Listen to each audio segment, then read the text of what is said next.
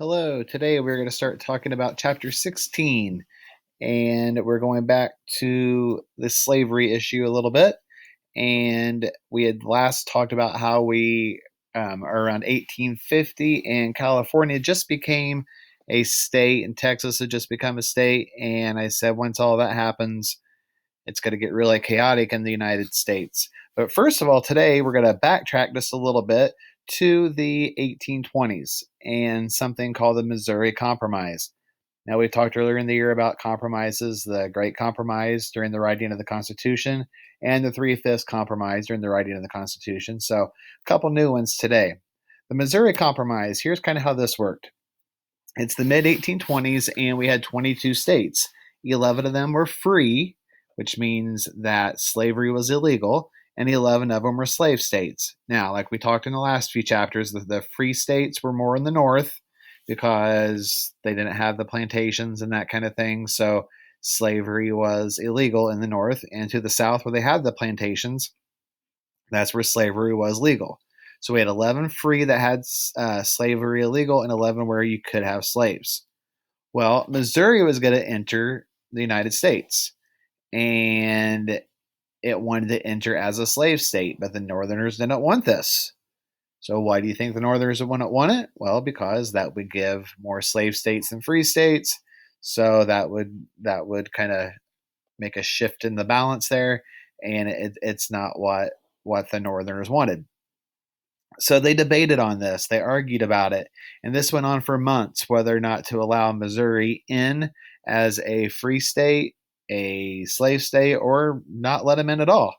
And eventually, a man by the name of Henry Clay came up with a compromise. And his compromise worked because about the same time as all of this, Maine decided that they were ready to join or apply for statehood as well. So the compromise ended up being pretty easy. Maine would be a free state, and Missouri would be a slave state. And this would keep the total the same. Now it would be 12 and 12 with the 24 states. But they did add a little something to this. So this next line is important. They also said any new state from the Louisiana Territory to the south of the Missouri would be a slave state, and anything to the north would be a free state. Now, when they say that, they mean anything to the south of Missouri's southern border would be slave, and anything that is created that would be north of Missouri's southern border would be free. That way, they wouldn't have to have this argument every single time that we wanted to have a new state. So, if we take a look at this map, this will kind of show you what we mean. Here is Missouri, and here is basically that line, which is where Arkansas and Oklahoma area is today.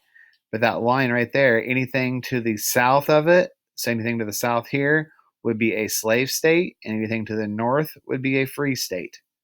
Okay, and at this time, this is mid 1820s, so we did not have Texas and California yet. And we did have the Louisiana Territory, but we were still trying to figure out what in the world was going on. And then there's the Oregon country that's up there that we talked about a little bit before, too. So, this is what the United States looked like at this time.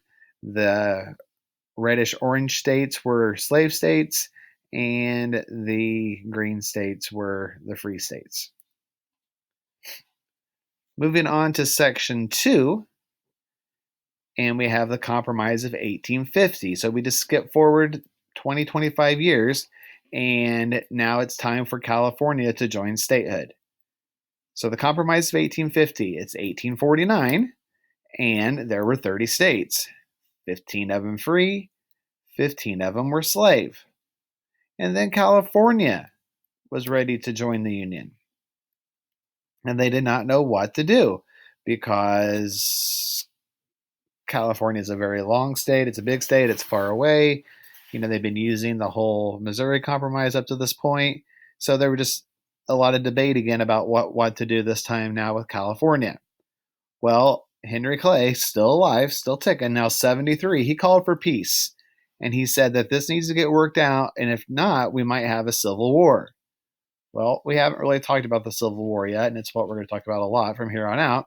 But what a civil war is it's any time that a country is fighting in a war against itself. Okay, it's a war between people of the same country. So the Civil War would be like if my advisory class got into a fight with each other, that would be a civil war. But if we got into a war with Mrs. Price's class, that would be a short war. But it'd be a war anyway. But it would be a regular battle. It wouldn't be a civil war. So anytime it's a war of people of the same country or the same group, then it is a civil war.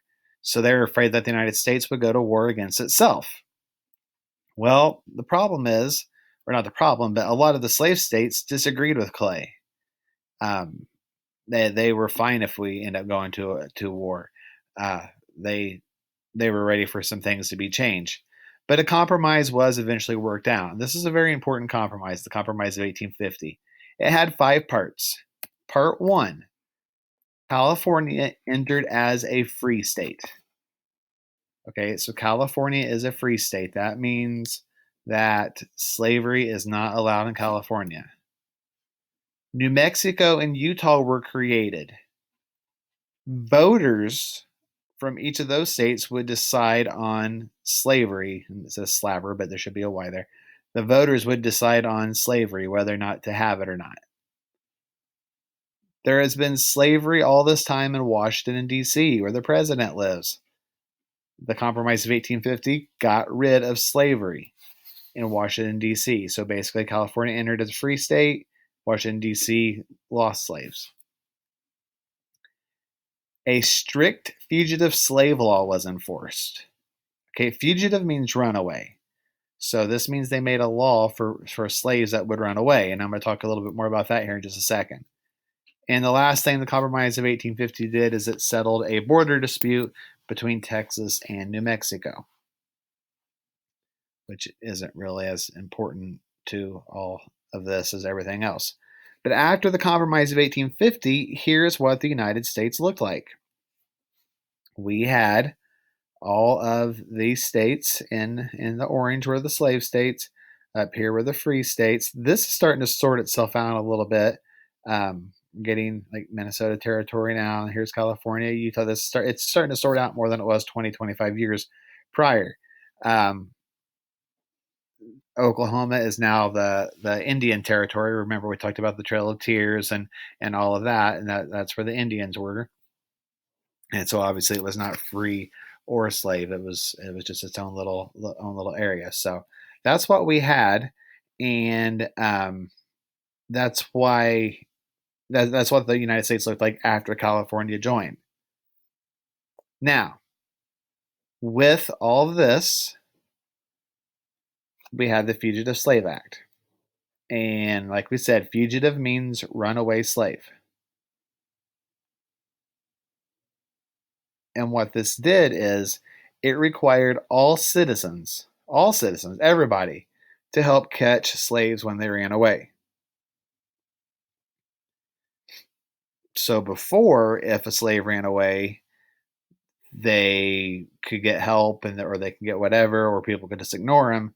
But now you had to turn them in, and if you didn't, you could be fined up to $1,000 because you could be said to be helping the slave, or if you did help the slave, you could be fined up to $1,000. And they even set up special courts to handle runaway slaves. What are we going to do if we have a slave run away? It'll just be handled by these special courts. So everything was a little bit different. Now, which is normally the case in a compromise, neither side really liked it. Neither side hated it, but neither side was too thrilled about it either.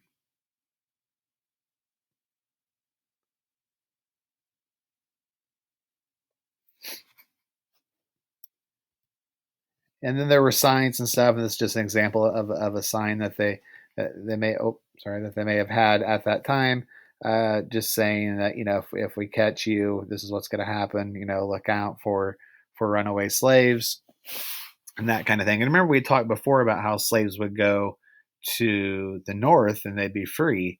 Well, after this, that wasn't really the case because even in the north, they had to turn in slaves. So this made it harder for slaves to escape because basically they had to get all the way up to Canada in order to be freed. So that's the first two sections of chapter 16, and we'll do another slide here later where we'll do the other three sections of the chapter. So that is it for this lesson.